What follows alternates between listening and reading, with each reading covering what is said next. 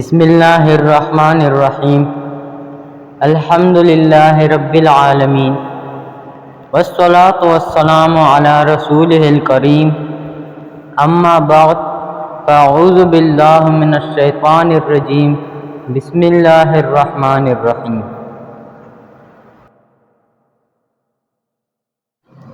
میرے پیارے اسلامی بھائیوں، آج میں جو کہانی آپ کے دلوں تک پہنچانا چاہتا ہوں وہ ایک ایسی حقیقت ہے جسے ہر زندہ انسان نے ایک دن ضرور محسوس کرنا ہے۔ نہ وہ بچہ جس کے پاس دولت کے انبار تھے، نہ وہ جس کے پاس حسن، شہرت یا طاقت تھی، سب گئے اور سب کو ایک جگہ پہنچنا ہے، قبر۔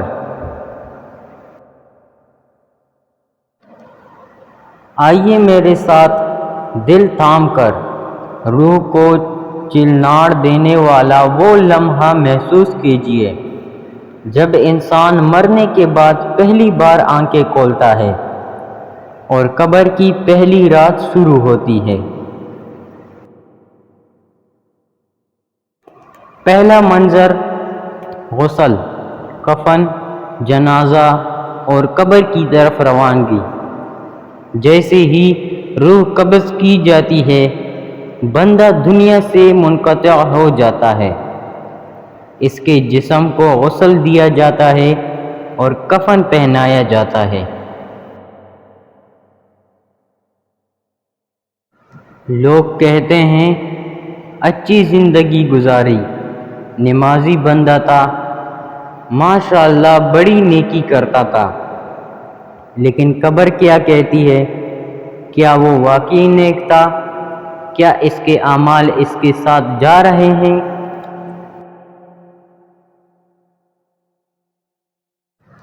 اب اس مردے کو جنازے کی نماز کے بعد قبر میں اتارا جاتا ہے اور لوگ واپس پلٹ جاتے ہیں۔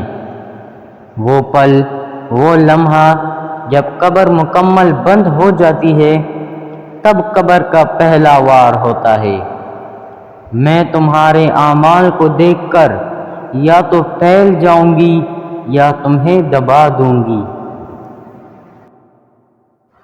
قبر کی پہلی چیخ، تم مجھے اکیلا چھوڑ کر کہاں جا رہے ہو؟ ایک عالم دین خواب میں دیکھتے ہیں ایک بندہ دفن ہوا، سب روتے رہے، تعریفیں کرتے رہے، مگر قبر بند ہوتی ہی ایک زوردار چیخ نکلی، مجھے یہاں کیوں چھوڑا؟ تم سب واپس کیوں جا رہے ہو؟ یہ مردہ تھا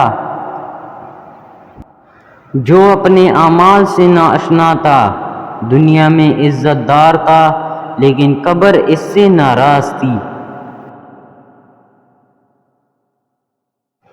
منکر نکیر کا خوفناک سوال نامہ۔ اب دو فرشتے منکر و نکیر آتے ہیں، کالے چہرے، نیلے آنکھیں، گرج دار آواز، ہاتھوں میں گرز۔ پہلا سوال، من ربک؟ تیرا رب کون ہے؟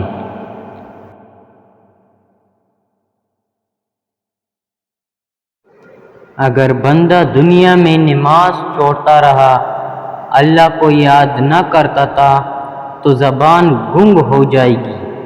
وہ کہے گا ہاں لا ادری، یعنی مجھے نہیں پتا۔ تب فرشتہ گرج سے وار کرے گا اور قبر چیخ اٹھے گی۔ دوسرا سوال، من دینک؟ تیرا دین کیا ہے؟ دنیا میں جو قرآن سے دور رہا، نماز سے غافل رہا، وہ جواب نہ دے سکے گا۔ تیسرا سوال، ماذا تقول فی ھذا الرجل؟ محمد صلی اللہ علیہ وسلم کے بارے میں کیا کہتے ہو؟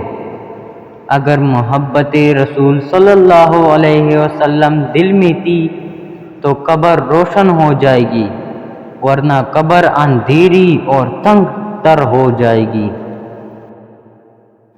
نیک شخص کی قبر ایک جنتی باغ۔ اگر بندہ نمازی، صادق، قرآن پڑھنے والا تھا تو اس کی قبر کشادہ ہو جاتی ہے، فرشتے آ کر سلام کرتے ہیں، خوشبو جنت کی آتی ہے، ایک دروازہ جنت کی طرف کھلتا ہے اور فرشتہ کہتا ہے آرام کرو، قیامت تک سکون میں ہو۔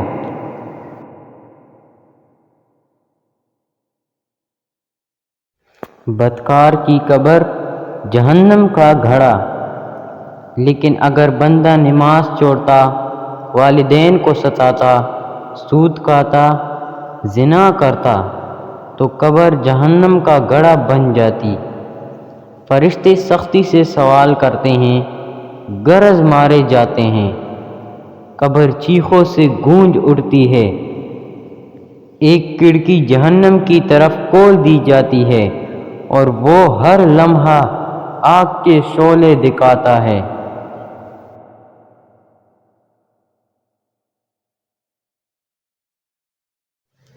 منہ بولتی لاش۔ قبر میں بولنے والا مردہ۔